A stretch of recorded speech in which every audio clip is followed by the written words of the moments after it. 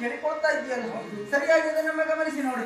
ಸಾಮಾನ್ಯವಾಗಿ ಜಿಂಕೆಗಳ ಖಾನೆಯಲ್ಲಿ ಗೊರಸುಗಳಿರ್ತದೆ, ಆದ್ರೆ ಇದರ ಪಾದ ಎನ್ನುವುದು ಮಾನವನ ಪಾದದಾಕೃತಿಯನ್ನು ಹೋಲುತ್ತದೆ ಎಂಬರಿಗೆ ವಿಶೇಷವಾದ ಜಿಂಕೆ ಅಲ್ಲವೇ ಅಲ್ಲ. ಅದೊಂದು ಮಾಯಾ ಜಿಂಕೆ, ಯಾವುದೋ ದಾನವಾದ ದುಷ್ಕೃತ್ಯ.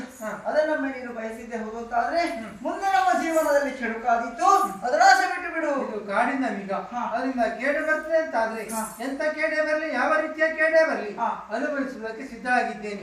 ಅದು ನನಗೆ ಬೇಕೇ ಬೇಕು. ಹಾಗಾದ್ರೆ ಹಿಡಿದ ಹಠವನ್ನ ನೀನು ಬಿಡುವ ಹಾಗೆ ಕಾಣುವುದಿಲ್ಲ.